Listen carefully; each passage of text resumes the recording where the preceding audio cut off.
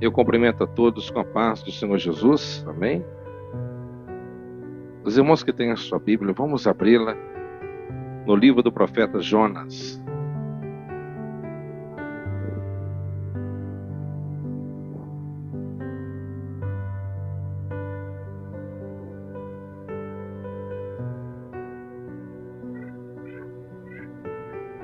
No livro do profeta Jonas, capítulo 1.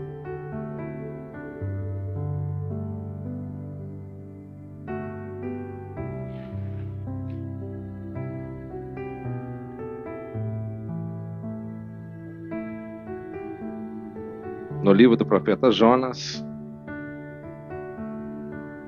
capítulo 1, a partir do versículo 1.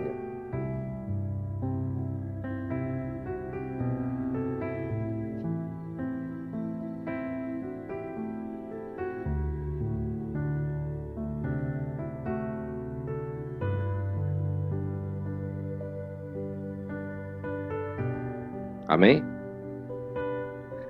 A palavra de Yahvé veio a Jonas, filho de Amitai, com esta ordem: dispõe-te e vai à grande cidade de Nínive, que quer dizer morada de Ninos, e prega contra ela, porque a sua malignidade subiu até a minha presença. Agora, se você puder, Mateus, Evangelho de Mateus, capítulo 12. Evangelho de Mateus, capítulo 12, versículo 38.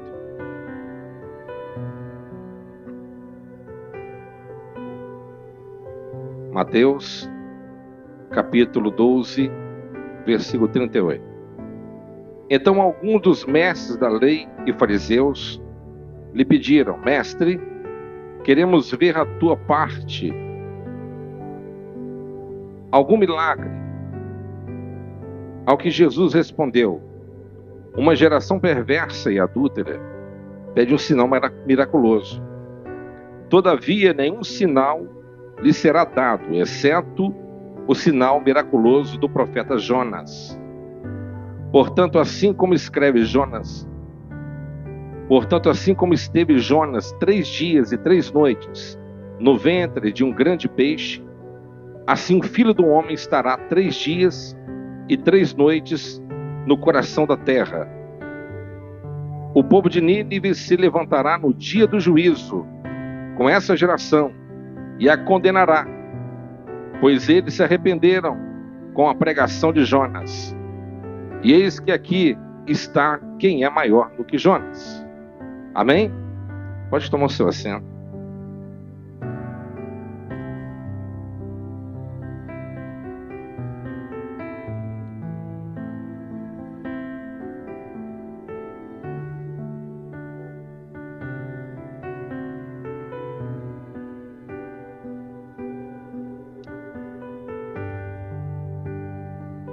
Meus amados irmãos, eu creio que todos aqui têm conhecimento dessa palavra, ou pelo menos dessa história, onde o Deus Todo-Poderoso, ele convoca o profeta Jonas para poder levar uma mensagem para a capital da Síria, que era Nínive. E a palavra do Senhor nos diz que Jonas, ele fugiu da sua responsabilidade. Ele fugiu do mandato de Deus. Porque acredito eu que ele bem sabia que muitos profetas anteriores tinham obedecido à voz do Senhor, apregoando por várias cidades e nações, e a maioria dos profetas foram mortos, caçados, torturados, e as suas mensagens não foram ouvidas. E na maioria das vezes Deus dava chances e oportunidades àqueles que mereciam serem punidos por conta dos seus pecados.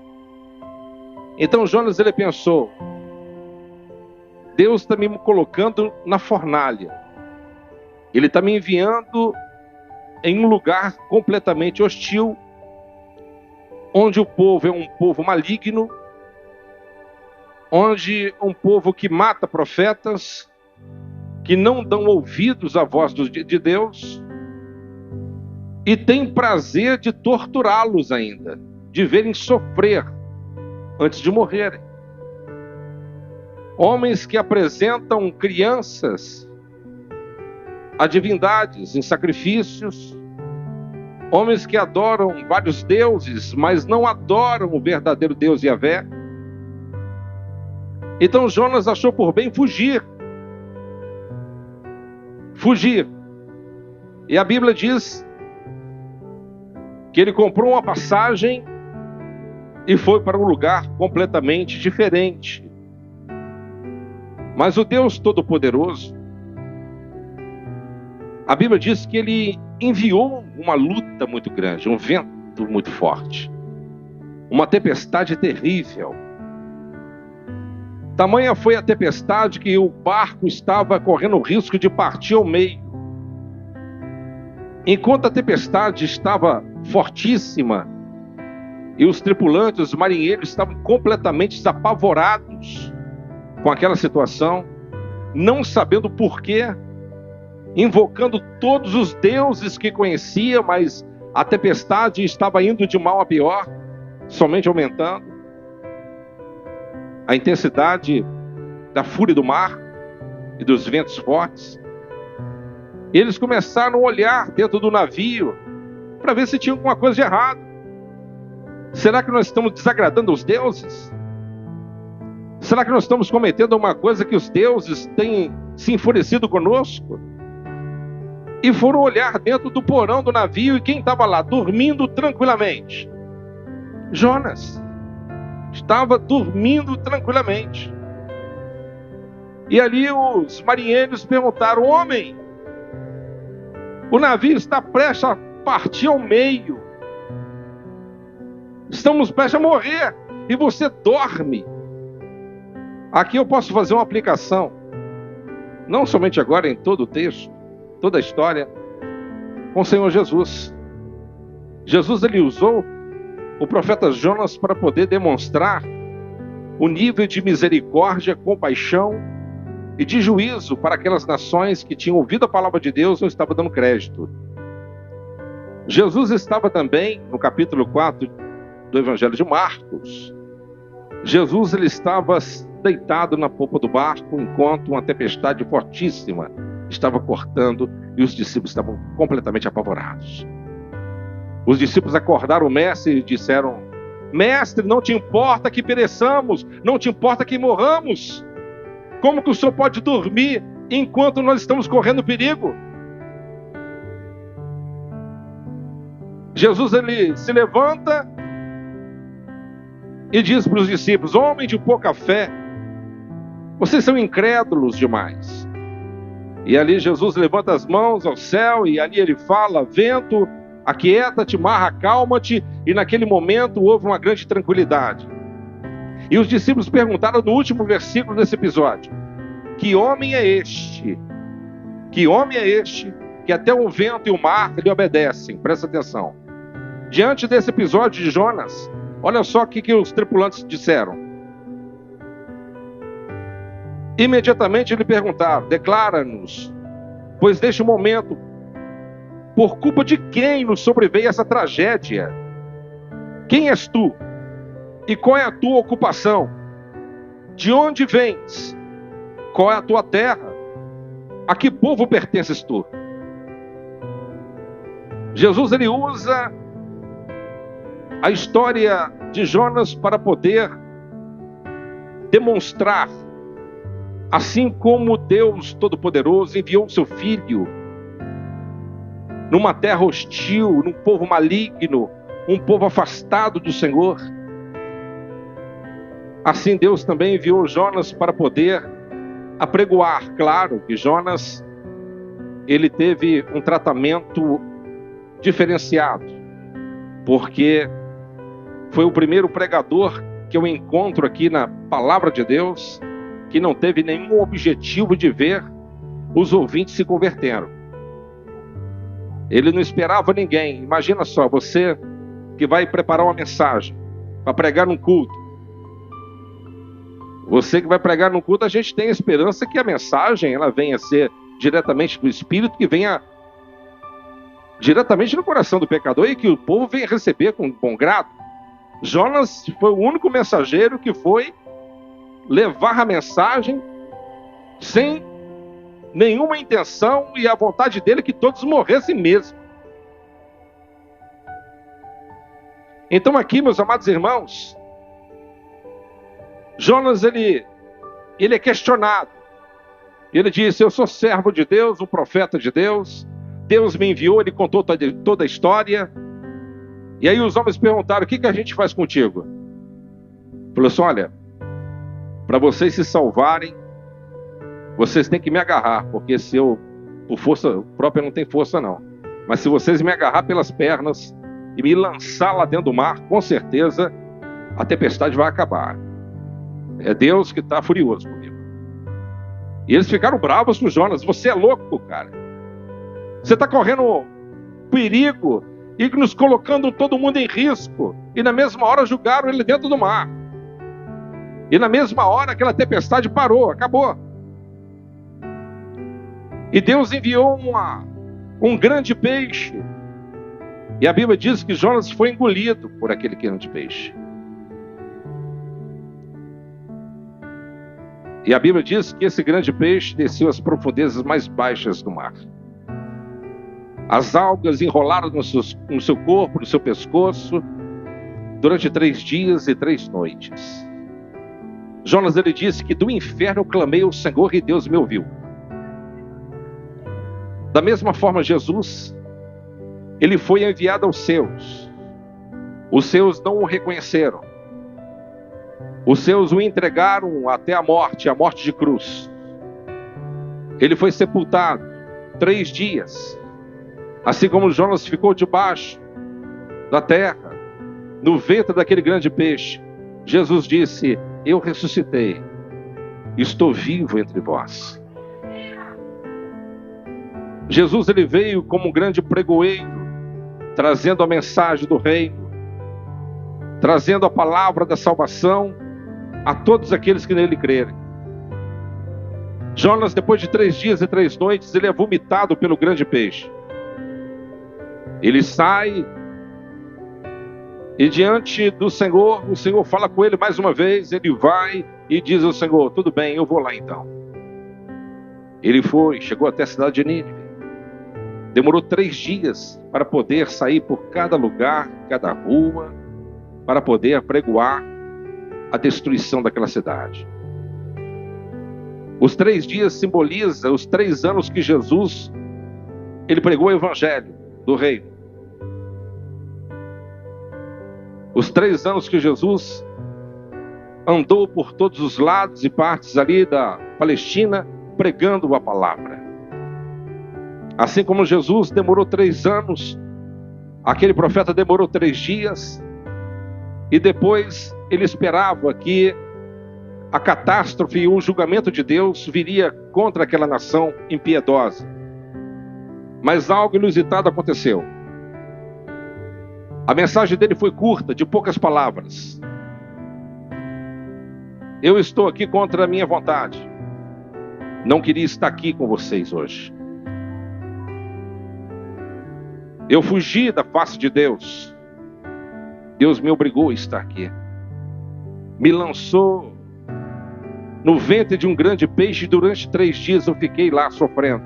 Eu estou aqui para declarar a vocês que Deus vai acabar com vocês. Deus vai destruir vocês. Crianças, animais, homens e velhos, religiosos.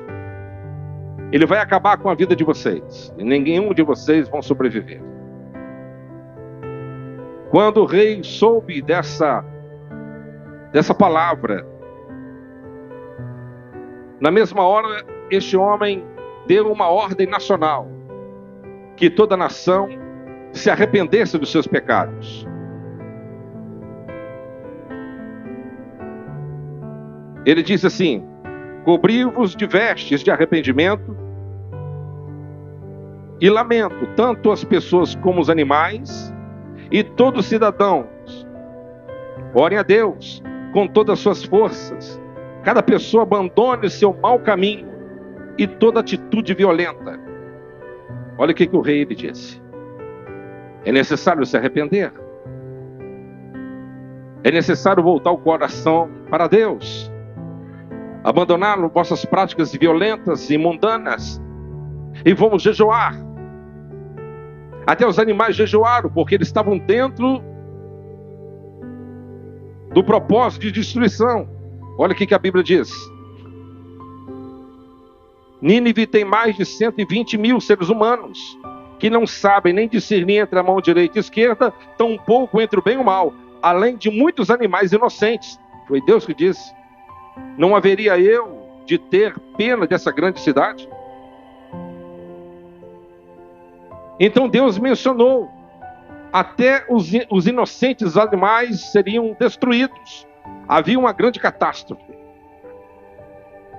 E o Senhor disse, em muito pouco tempo, será completamente destruída. Quem me entende aqui nessa noite? Meus amados irmãos, este profeta, ele relutou contra Deus, e ele ficou bravo, irritado com Deus por conta da sua misericórdia. Porque Deus ele disse para Jonas: olha só, Jonas, como esse povo tem se arrependido diante de mim, eles ouviram a tua pregação. Eles estão jejuando, já tem 3 dias. Até criança de peito não mama, até os animais não alimentam. Esse povo realmente converteram a sua mensagem. E Jonas ele ficou irritado. A Bíblia diz que ele ficou irritado com Deus, irado com Deus. Ele falou assim: é por isso que eu não quis vir. É por isso que eu não queria estar aqui. Eu preferi estar morto agora. Olha só, Jonas estava querendo, ele preferia estar morto do que ver aquele povo vivo. Eu preferiria morrer. O Senhor poderia ter me matado, mas eu não queria estar aqui para vivenciar o que eu imaginei. Eu sei muito bem que o Senhor é riquíssimo em misericórdia. Eu sabia que aquele povo, se voltasse o coração para o Senhor iria perdoá-los. Ele ficou e bateu o pé e ficou irritado. Ele foi para o lado oeste e saiu para um canto como uma criança que, quando é exortada pelo pai, sai para um canto qualquer e fica naquele canto lá até desemburrar. Ele ficou lá. E Deus ele permitiu que ele montou a sua cabaninha ali e nasceu uma borboreira. Do nada, começou a nascer aquela borboreira. Ele ficou maravilhado com aquela borboreira, porque a borboreira cresceu rapidamente e começou a dar sombra para ele. Oh, maravilha! Agora eu estou aqui nesse lado oeste, tenho uma boa vista panorâmica para mim ver o fogo do céu descer e destruir esses ninivitas. E agora eu tenho essa cabaninha natural, né, que o Deus Jeová colocou para mim assistir. Aí Deus, no outro dia, mandou uma largata. Uma largatinha. Ela foi, começou a dar umas bocadas na borboreira e a borboreira murchou na mesma hora. Em seguida veio um vento forte oriental, um calor terrível que queimou a cabeça dele a ponto dele desmaiar. E ele ficou tão irritado que ele começou a blasfemar. O Senhor poderia ter me matado. O Senhor poderia ter me tirado da minha vida. Agora o Senhor tirou a vida dessa borboreira. Coitadinha da borboreira. E Deus ele falou assim: peraí, Jonas, você está com pena dessa borboreira que nasceu sem a sua ajuda. Você nem muito menos podou ela. Ela nasceu um dia e morreu no outro. Você está com pena de uma pequena borboreira e não está tendo piedade de uma nação inteira que se arrependeu diante de mim e se converteu. Você não está tendo piedade de uma nação inteira, crianças, velhos e velhas, pessoas que estão invocando o meu nome e se arrependendo de seus pecados, Jonas. Meus amados irmãos, Jesus ele deixou o exemplo de Jonas para as futuras gerações, dizendo para a nação e os religiosos de Israel: o Senhor Deus enviou os profetas, o Senhor Deus enviou o seu próprio Filho. O Filho de Deus, ele circuncidou com uma parábola do viticultor. A árvore não estava dando fruto, 3 anos não deu fruto. O viticultor intercedeu ao dono da seara e pediu mais tempo, e deu mais tempo. Ele furou, cavou, colocou adubo. E essa representa a área apostólica, quando os apóstolos pregaram após a morte do Senhor. E mesmo assim eles permaneceram com seus corações perdenidos e petrificados, duros como diamante. Deus ele deu chance. Aí Deus ele disse: então se cumprir-se-á aquilo que eu disse diante do tempo de Herodes, que não ficará pedra sobre pedra. Ou seja, Deus ele deu todas as chances e oportunidades de arrependimento para a nação de Israel, e eles não quiseram. Aí no ano 70, o general Tito romano recebeu a ordem de César para sitiar Jerusalém. E aquele sítio demorou em torno de 1 ano e 7 meses, 1 ano e 8 meses, segundo Flávio Josefos. E ali foi destruído toda aquela cidade. Os romanos destruíram aquela cidade, destruíram aquele povo, muitos saíram dispersos para várias partes do mundo, e a nação, a figueira, ela foi cortada, não arrancada, cortada. Porque Deus ele tem uma aliança com aquela nação. E ela começou a florescer em 1948, através da resolução da ONU. E a nação de Israel voltou a ser uma nação. Meus amados irmãos, Jesus ele veio durante seus 3 anos e pregou. Ficou no seio da terra durante 3 dias. E ressuscitou e está vivo entre nós.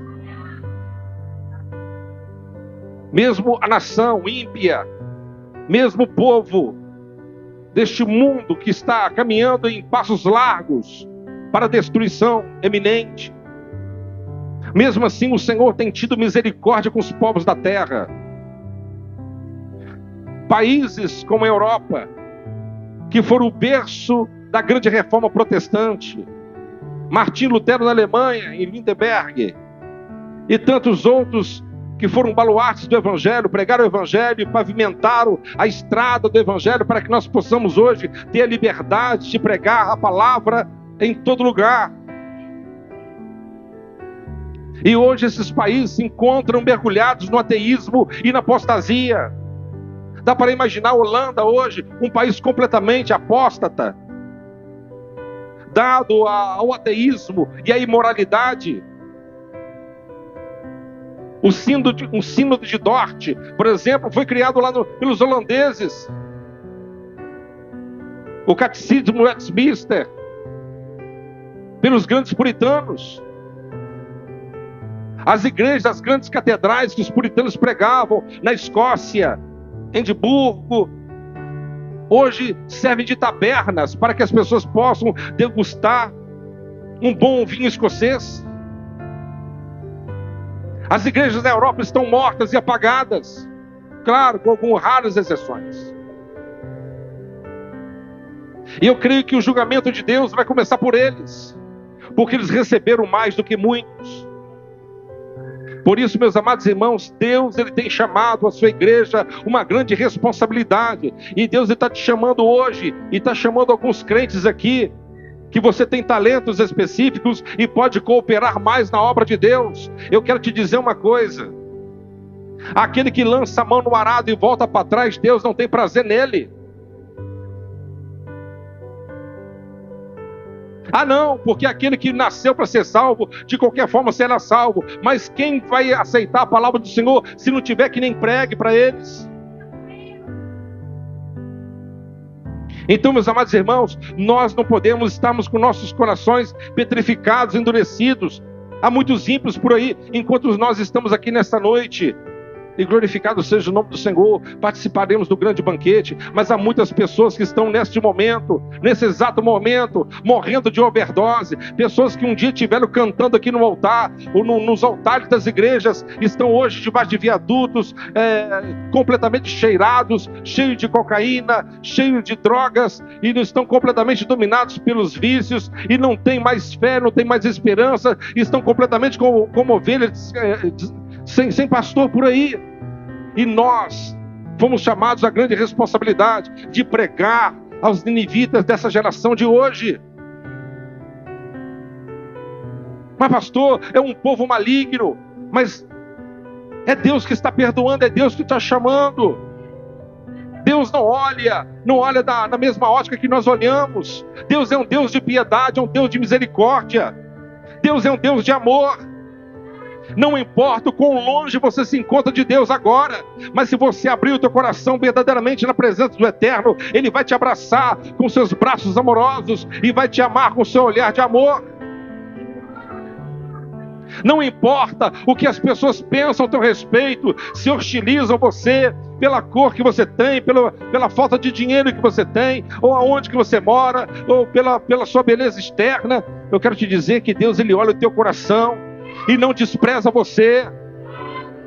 Deus não despreza os seus filhos. Jesus, Ele veio como um bom filho de Deus para pregoar as boas novas e levar o ano aceitável do Senhor. E Ele está pregando hoje, está falando hoje através do servo do Senhor, e está te chamando a você voltar novamente onde você parou. Ele quer fazer de você um instrumento poderoso para essa nação de hoje. Ele quer fazer de você, e tem muitas almas ainda para ser resgatadas este ano de 2023. Tem muitas almas sendo resgatadas, há muitas vidas que precisam de ouvir: pastor, eu não sei pregar direito, eu não sou teólogo. E quem te falou que você precisa de pregar direito? E quem te falou que você precisa de ser um teólogo? Você precisa de ter um testemunho, você precisa de ter uma intimidade com esse Deus. Você precisa de ter uma fé nesse Deus poderoso. Filipe, ele foi pregar para Natanael, e Natanael era um homem erudito, e falou assim: Filipe, eu tenho que te declarar, o Messias chegou, está entre nós, está curando, fazendo maravilhas. Ele falou: quem? Messias. De onde que ele veio? De Nazaré. Pode alguma coisa que presta vir de Nazaré, Filipe? Você sabe que de Nazaré não vem nada que presta. Lá não é terra de profeta, Filipe. Filipe não sabia pregar direito. Filipe não sabia dar os dados direito, não sabia dar informações corretas. Era um novo convertido. Ele falou assim, ele deve ter pensado: e agora, o que eu falo? Vamos fazer o seguinte, vamos lá para você ver. Se você vê o homem, você vai tirar suas próprias conclusões. Natanael deve ter pensado: para quem está perdido, qualquer caminho está na baixada. Vamos lá então, que deu um homem. Quando chega perto de Jesus, Jesus olha no olho dele e fala assim: aí tem um homem judeu bom, onde que não há dolo. Oh, mestre, de onde tu me conheces? Eu te vi quando tu estava debaixo da figueira. Agora eu sei que o Senhor é Deus. Você, Natanael, está dizendo que eu sou Deus? Só porque eu revelei uma coisa profunda? Só porque eu revelei uma coisa que ninguém sabia, só você e tua mãe?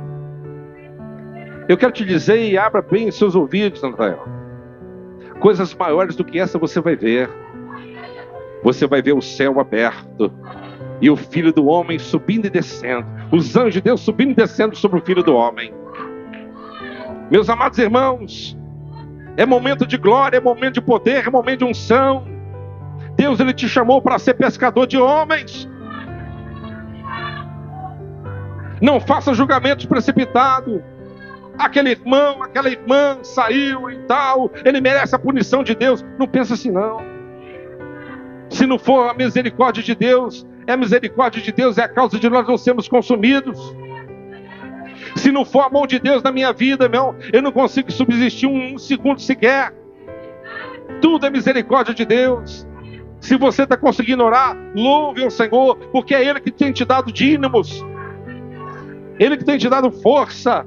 Dínamos vem da palavra dinamite. Ele tem te dado explosão espiritual. Ele tem te dado força espiritual, para que você possa buscar a face de Deus, porque senão nós não teríamos. Quem me compreende aqui nesta noite? Meus amados irmãos, Jonas, ele teve essa experiência com o Senhor, e Deus mostrou para todas as nações que Deus é um Deus de misericórdia.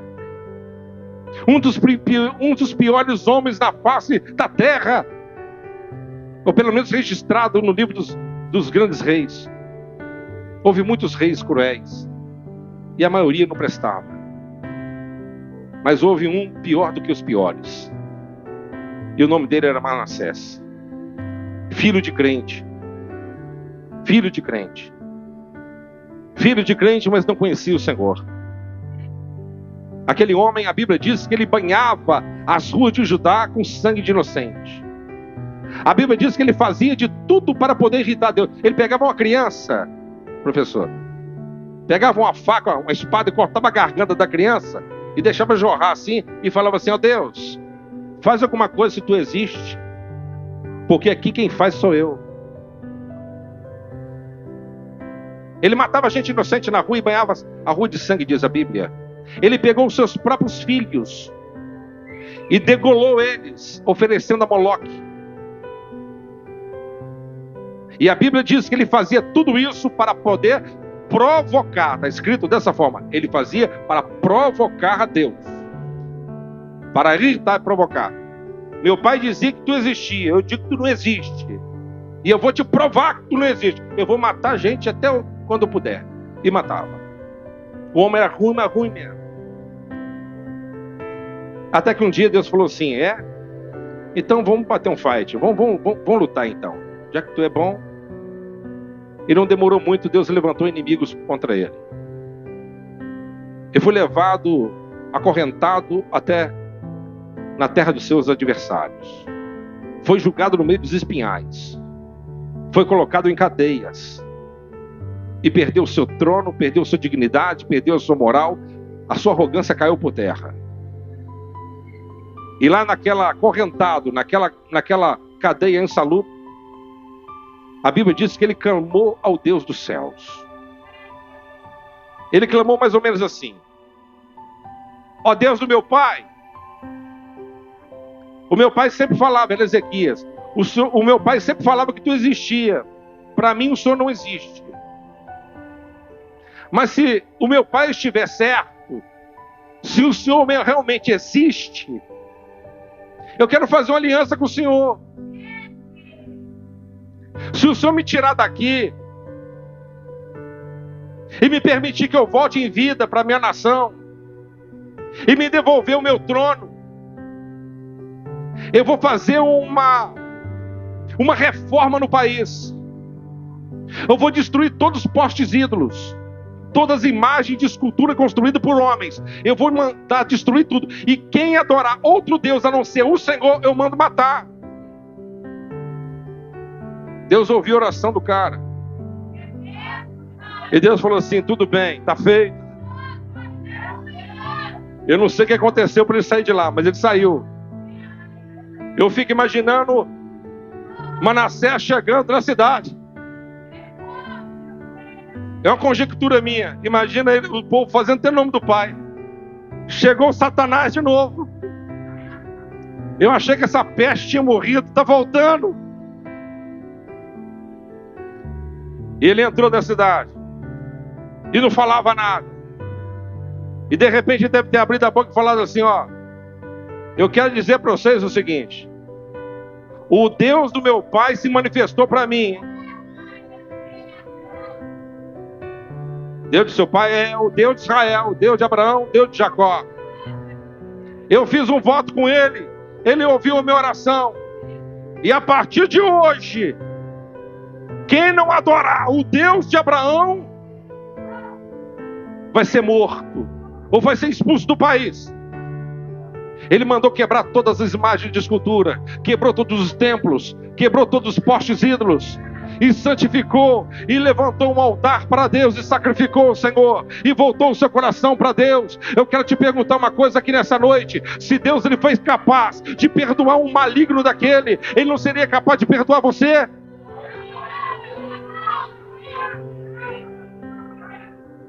Dá para você entender a dimensão do coração de Deus?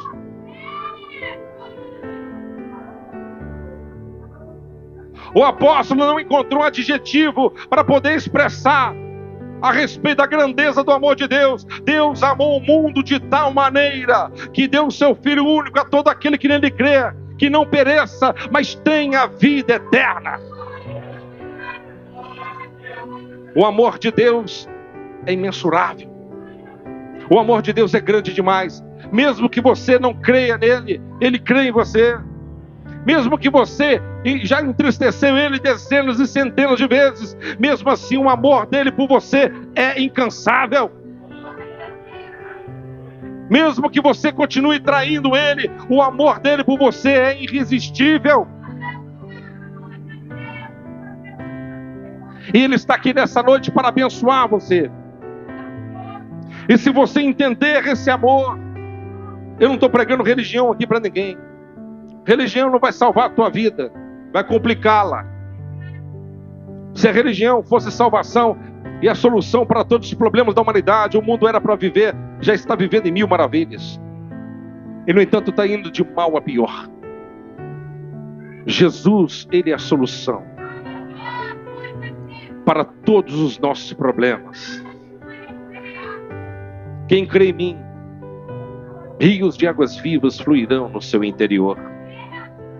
Meus amados irmãos, Deus levantou esse simples pregador nessa noite para revelar para você o plano de Jesus por você. Assim como ele estava lá no fundo daquele porão, e assim como foi rejeitado e julgado no mar, Jesus também foi colocado. O mar simboliza o mundo. Neste mundo maligno, pregando o dia aceitável. Os seus não reconheceram, o mataram, mas ressuscitou no terceiro dia. E Ele está vivo entre nós. E Ele deixou o Espírito Santo da verdade conosco. O Espírito do Senhor estará conosco todos os dias, até a consumação dos séculos. Talvez você se encontre hoje como uma pessoa solitária e sozinha. Eu não sei quem eu vou confiar. Eu não sei quem eu vou abrir o meu coração. Porque talvez eu abra o meu coração para alguém, e talvez esse alguém amanhã possa falar o meu problema para outras pessoas, e o meu problema continuará, e eu vou continuar expondo a minha vida para as pessoas, e você tem se enclausurado dentro dessa vida tão fechada, e você não sabe em quem confiar. Eu quero dizer que você pode confiar no Espírito Santo. Se o Espírito Santo não puder fazer nada por você, nenhum terapeuta poderá, nenhum psicanalista poderá.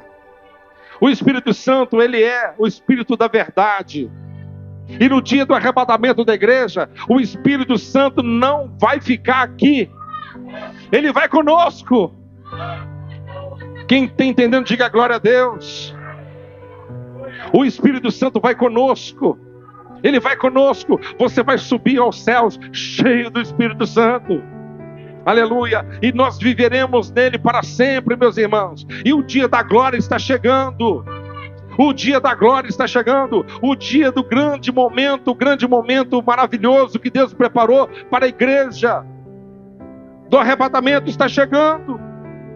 Se os tempos têm sido abreviados, nós sabemos pela palavra que tudo isso é propósito de Deus. Se o mundo está caminhando em passos largos para uma grande destruição fatídica, eu quero te dizer uma coisa: o nosso Deus continua no controle de todas as coisas. Mas pastor, a economia está um fracasso no mundo inteiro, está à beira de uma terceira guerra mundial, há uma murmuração em toda parte. O que vai ser do mundo daqui para frente? Vai ser ruim. Eu não estou aqui para pregar mentira para ninguém. Vai ser ruim. A Bíblia diz que vai ser muito ruim.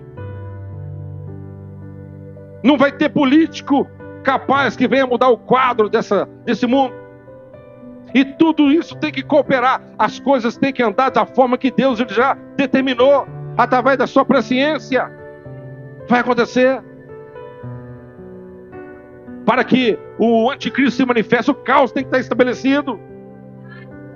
Para que Jesus venha buscar a sua igreja tem que estar clamando em alto e bom som: ora vem Maranata, ora vem Senhor Jesus, ora vem Senhor Jesus. A minha esperança não está na política, a minha esperança não está na religião, a minha esperança não está no homem, a minha esperança está em Jesus. Você que está parado, você parou na sua caminhada, porque você focou muito num líder religioso, você focou muito nos homens, você focou muito no testemunho errado, de muitas pessoas erradas, e por isso você está à beira do caminho parado, como Mardoqueu. Eu quero te dizer nessa noite, Jesus ele disse, através do profeta Isaías: olhai para mim e sede salvos, ó vós moradores da terra. Se você olhar para Jesus, você não se decepciona. O seu Senhor jamais vai decepcionar você. Ele jamais vai abandonar você. Ele sempre estará de braços abertos. Pastor, eu estou pecando, eu estou errando. Arrependa-te hoje. Abra o teu coração e você encontrará repouso. A sua alma encontrará guarida, repouso, diante dos braços amorosos do Pai. Os discípulos olharam para aqueles samaritanos. Os samaritanos falaram: que nós não queremos você não, e nós não acreditamos em vocês também, judeus, não, e o templo de vocês para mim são desprezíveis. O nosso monte, lugar de adoração, é no Monte Gerizim, e nós não acreditamos nos profetas.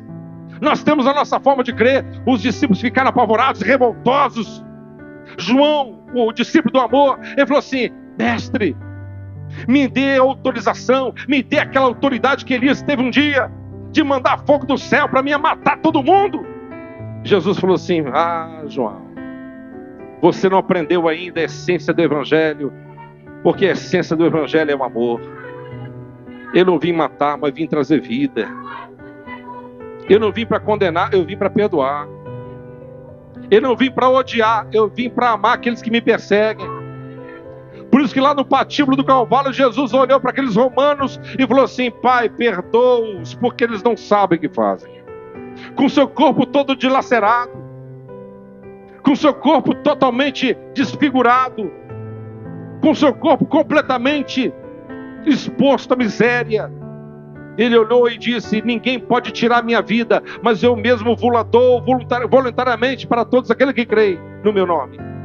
Eu quero te dizer que hoje tem salvação para a tua vida.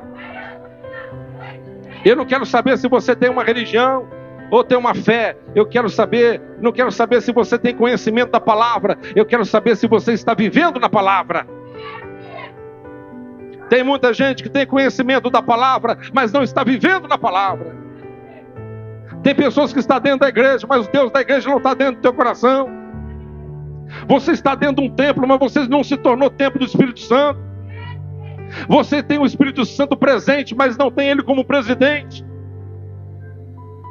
E Deus, Ele quer sacudir a tua alma hoje, e quer que você venha ter o prazer da salvação. Irmãos, que coisa gloriosa é uma pessoa que tem o prazer da salvação. A pessoa que reconhece aquilo que a deidade realizou por ele. Aquele que reconhece o que Deus ele fez por você.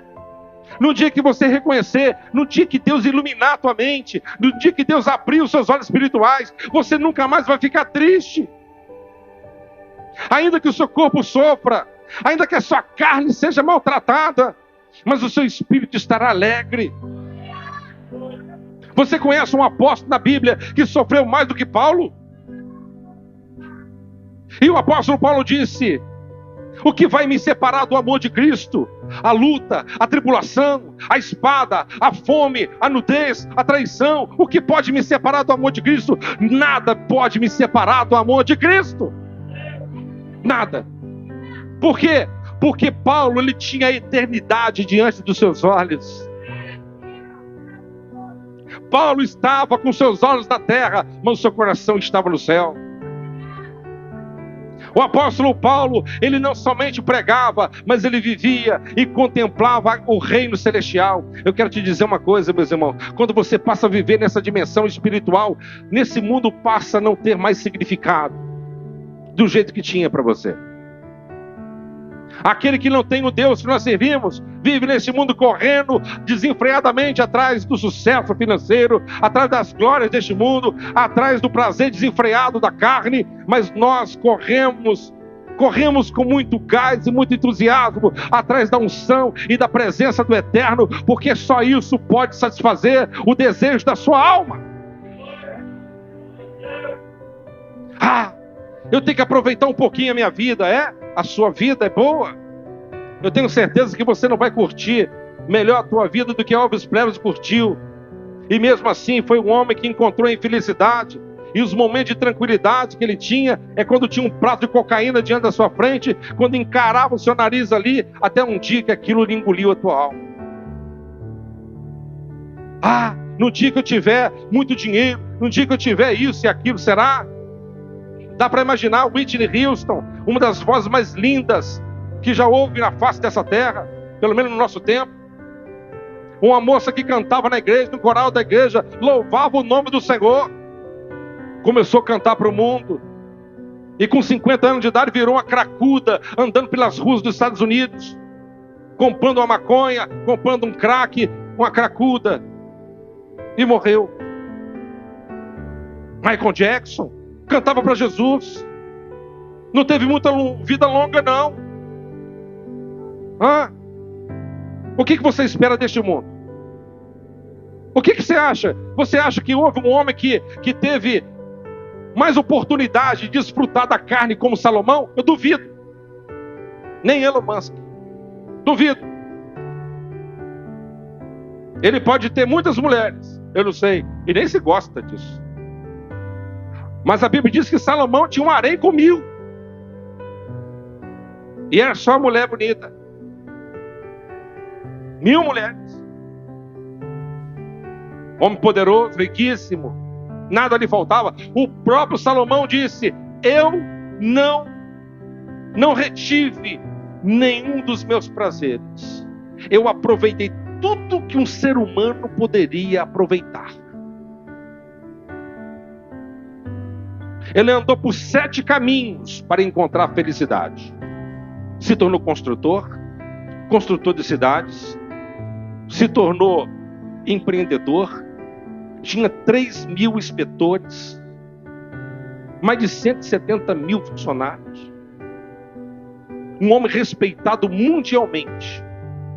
A rainha de Sabá chegou perto dele e falou assim: o que eu ouvia falar ao teu respeito não se compara com os meus olhos estão vendo, porque eu vejo que o teu Deus é um Deus de verdade. Ele aproveitou tudo que você pode e não pode imaginar. Mas ele disse no final que tudo aquilo é apenas bobagens. Tudo vaidade. Salomão disse no livro de Eclesiastes: o que adiantou trabalhar tanto? O que adiantou juntar tanto dinheiro e tanta glória? Salomão diz assim: eu fico pensando, em algum lugar neste mundo tem uma pessoa que vai um dia tomar o meu lugar. E esse homem pode ser um homem bom ou mau, um sábio ou um tolo, tanto faz. A verdade é que ele vai usufruir de tudo que eu trabalhei, com tudo que eu conquistei, com a força do meu trabalho, sem ter feito nada. A conclusão do homem mais rico. Por isso, a maior riqueza que Jesus disse que o homem pode alcançar é a Ele. Ele é a riqueza. Jesus, Ele é a maior riqueza. Amém? Jesus é a maior riqueza. Então não basta você ter conhecimento, você tem que ver na palavra. Não basta você andar no caminho,